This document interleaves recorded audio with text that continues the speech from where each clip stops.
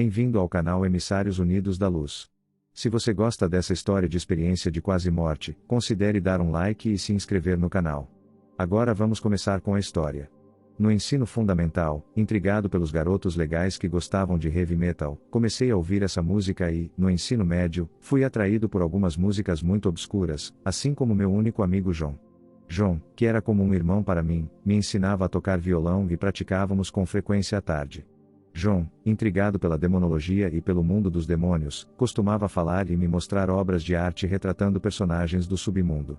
Embora eu não compartilhasse suas inclinações, evitei negar explicitamente o interesse, muitas vezes fingindo curiosidade por um senso equivocado de afabilidade por dever. Como involuntariamente permiti que energias obscuras entrassem em meu espaço energético, comecei a ter pesadelos horríveis sobre demônios, exacerbados pelo meu hábito recentemente adquirido de abuso de drogas. Durante os anos da minha adolescência, eu me perdi no meu hábito deletério e, aos 19 anos, admiti para mim mesmo que havia algo terrivelmente errado com minha vida. Ao admitir para mim mesmo a gravidade da minha situação, comecei a relembrar o período da minha juventude quando eu considerava Deus e Jesus com devoção. Desejando reacender o amor e o senso de paz que eu sentia quando orava, comecei a frequentar a missa rotineiramente, esperançoso de que, ao trilhar firmemente o caminho da retidão, um dia eu ganharia o amor de Jesus. Resoluto na minha disciplina, parei de fumar e fiz mudanças favoráveis na minha dieta e até no meu estilo de vida. Embora parecesse ter alcançado uma certa harmonia com minha existência, falhei em recapturar a alegria e a verve da minha juventude e, naquele senso de desolação, senti que tinha apenas substituído um conjunto de hábitos por outro. Em meu desânimo por não ter alcançado o que pretendia realizar, voltei à minha mentalidade cínica, dizendo a mim mesmo que meu fracasso era consequência inevitável de um curto intervalo de sucesso. Senhor, não posso mais fazer isso. Cada vez que tento seguir o caminho da retidão, acabo falhando, orei. Josh, quero que você esteja em comunhão esta manhã. Vai estar na minha presença e esteja em comunhão esta manhã, ouvi uma voz responder de repente. Aquela voz, não mais alta que um sussurro, entoava paz, doçura e gentileza, e eu sabia pela maneira como ela incorporava um amor tão gentil, mas profundo, que tinha que ser Jesus falando comigo. Tudo bem, respondi sem jeito, surpreso com o que tinha ouvido. Mesmo desanimado, decidi manter o coração e a mente abertos enquanto agia de acordo com a orientação que recebia ao comparecer à comunhão naquela manhã. Entre meus irmãos de comunhão, cantei e conversei com outros, tentando manter meu ânimo e um coração aberto.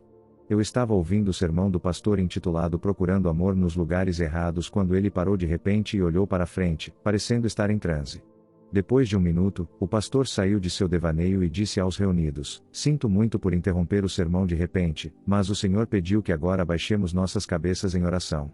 Todos, atendendo ao pedido do pastor, abaixaram suas cabeças e, quando fechei meus olhos e abaixei minha cabeça, tudo de repente ficou escuro. Em meu corpo espiritual, no entanto, abri meus olhos e fui imediatamente atingido pela luz refulgente da majestosa glória de Deus. Naquele reino, totalmente permeado por uma luz que parecia 1.000.000 de vezes mais brilhante que o sol, fiquei estupefato e pasmo, incapaz de formular um pensamento além do meu espanto total. Enquanto lançava meu olhar ao redor do reino da luz, percebi que estava no topo de uma colina expansiva e gramada. Ao olhar atentamente para a grama naquele campo, notei que cada folha tinha um formato perfeito, era lindamente verde e cheia de vida, assim como as folhas das árvores espalhadas pela paisagem.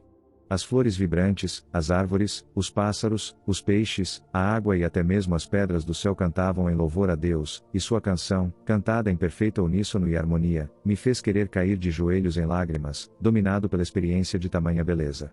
Enquanto me maravilhava com o ambiente ao meu redor e como tudo ao meu redor cantava incessantemente em louvor a Deus, notei no sopé da colina um vale muito grande, exuberante e lindo cuja extensão se estendia além do horizonte. Naquele vale, vi incontáveis milhões unidos por uma conexão de amor divinamente puro, reunidos em celebração e louvor ao Senhor. No céu, todos se alegravam com uma inocência infantil, e até mesmo eu, como um recém-chegado, não conseguia conter minha alegria, felicidade e desejo de louvar a Deus de todo o coração. Naquele reino de amor divino e êxtase, eu via os membros da família e queria pular com a alegria, felicidade e amor que brotavam dentro de mim. No reino de Deus, você, em sua singularidade, não é apenas amado e apreciado, você é precioso para Deus e todos no céu. Ao olhar atentamente para o povo de Deus, notei que todos, vestidos com a santidade de Deus, usavam vestes brancas de linho bordadas em cores e padrões únicos. Eu estava maravilhado com aquele bordado detalhado quando, de repente, a multidão à minha direita se abriu, seus rostos exibindo os sorrisos mais largos enquanto Jesus, emanando uma magnificência incomparável, começou a caminhar entre eles. Jesus estava adornado com uma fina túnica salpicada de roxo, branco e azul e uma coroa refulgente com a glória de Deus. Quando olhei mais de perto, pude ver a faixa decorada com pedras preciosas que ele usava e o cajado segurado em sua mão direita. No céu, eu era capaz de focar nas coisas de vários pontos de vista simultaneamente, e como resultado da minha percepção aumentada, eu vi Jesus como nosso sumo sacerdote enquanto simultaneamente o via como nosso rei.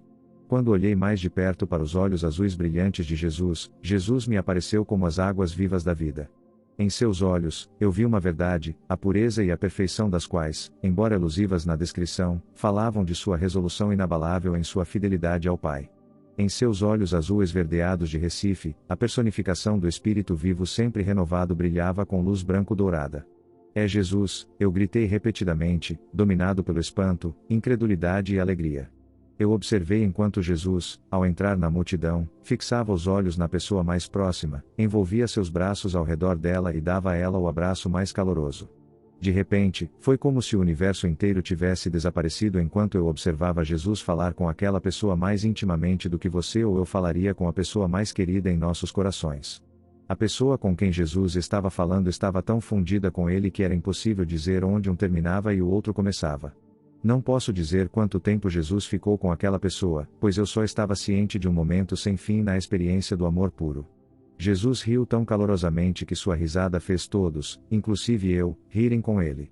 Depois que todos recuperaram a compostura, Jesus, colocando sua mão no ombro daquele mesmo homem, continuou falando com o grupo por mais um tempo antes de parar no meio da frase e olhar para frente. Com seu olhar fixo à frente, ele então se virou e olhou diretamente em meus olhos. Quando os olhos de Jesus se fixaram nos meus, eu imediatamente soube que ele podia ver a totalidade da minha existência. Com amor inabalável em seu olhar, Jesus começou a caminhar diretamente em minha direção. Sentindo-me indigno de sua atenção, virei-me e corri o mais rápido que pude na direção oposta, e enquanto eu fugia, Jesus começou a correr colina acima atrás de mim. Percebendo que era inútil tentar fugir dele, parei e abaixei minha cabeça, não querendo me virar e encará-lo. Foi então que eu senti que ele colocou seus braços ao meu redor enquanto ele me abraçava com força, e em seu abraço, eu estava perdida em uma experiência de amor tão avassaladora que parei de resistir. Josh, você não está procurando por amor nos lugares certos.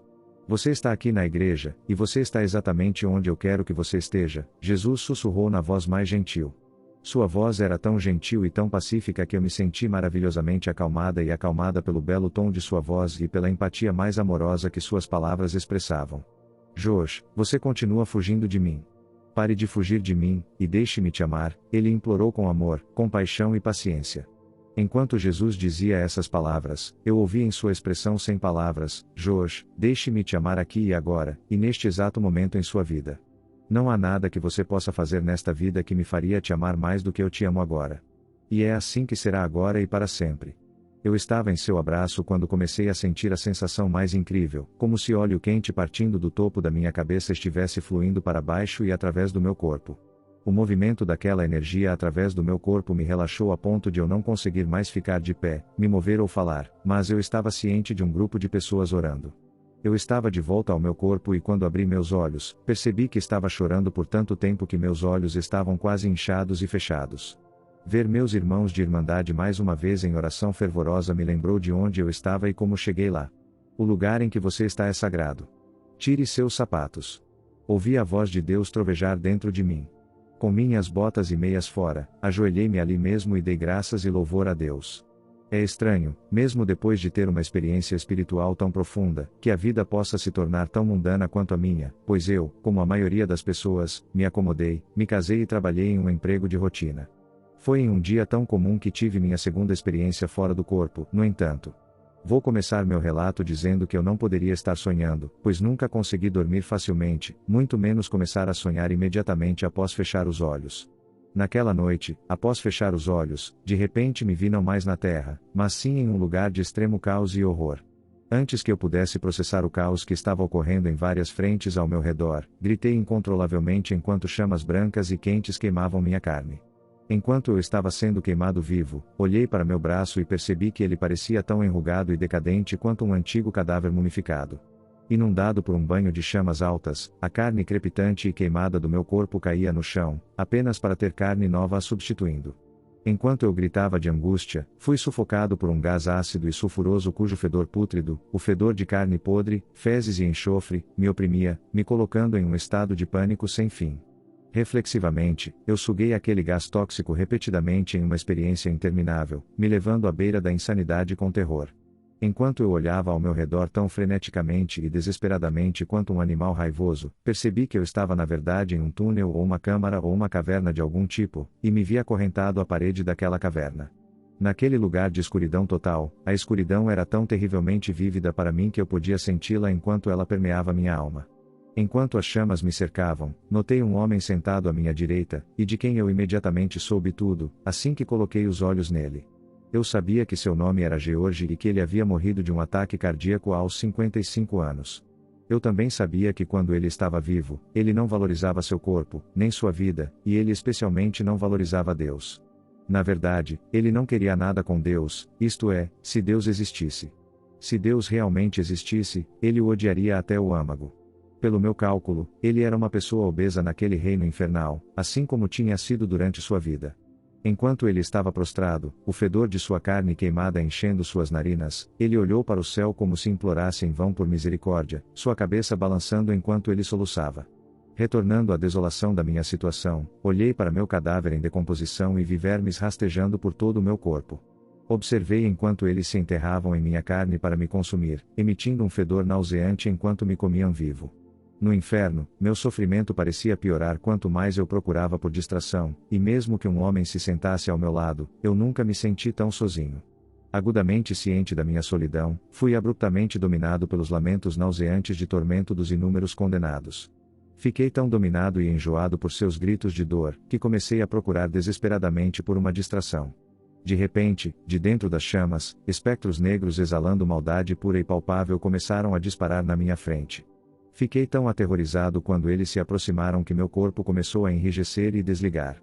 Um dos fantasmas, posicionando-se na minha frente, agarrou meus pulsos e puxou minhas mãos para o ar, enquanto outro batia uma tábua de madeira no meu colo.